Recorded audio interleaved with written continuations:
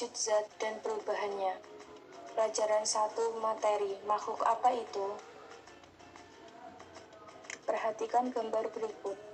Wah, ramai sekali ya. Iya, ada banyak orang dan hewan di sini.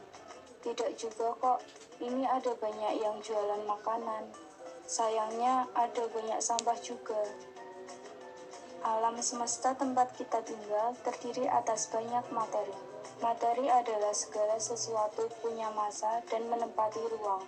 Materi ada yang berupa makhluk hidup seperti kita, yaitu manusia, hewan-hewan, tumbuhan, jamur, dan bakteri. Ada juga yang berupa makhluk tak hidup, atau yang sering kita sebut dengan benda, seperti buku, papan tulis, awan, langit, tanah, dan sebagainya. Apa itu massa? Untuk mengetahui apa itu massa, bisa dilakukan dengan percobaan pada timbangan. Ketika di atas timbangan tidak diletakkan apapun, kedua timbangan akan seimbang.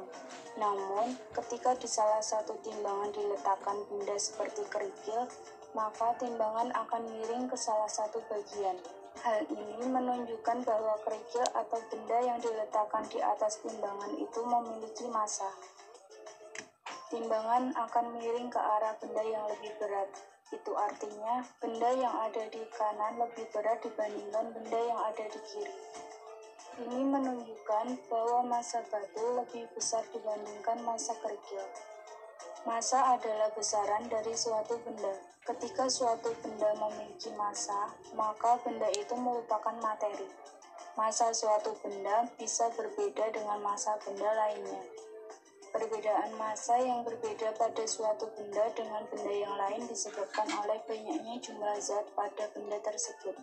Misalnya, jika kalian memiliki sebuah botol plastik dan sebuah botol kaca, atau gelas plastik dan gelas kaca, meskipun sama-sama botol atau gelas, tetapi keduanya memiliki massa yang berbeda.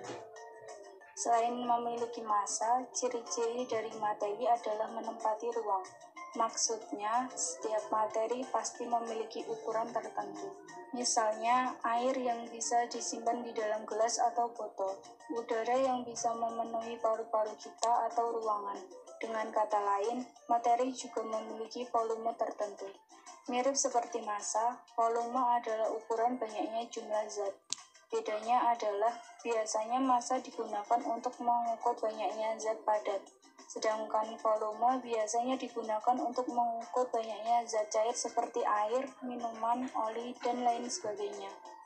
Untuk mengukur volume, kita bisa menggunakan alat ukur seperti gelas ukur, yakni sebuah gelas yang di dalamnya terdapat ukuran-ukuran tertentu.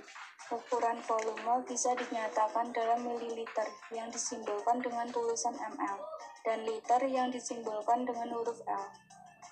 Sesuatu disebut materi jika menempati ruangan tertentu, atau dalam bahasa lain memiliki volume tertentu. Biasanya semakin besar volume suatu cairan, jumlah zatnya semakin banyak. Semakin banyak jumlah zatnya, biasanya massanya lebih besar. Jadi, bisa disimpulkan bahwa massa dan volume saling berkaitan. Nah, dari pembelajaran ini, apakah anak-anak sudah paham dengan materi yang telah disampaikan? Rajinlah belajar dan tetap semangat ya!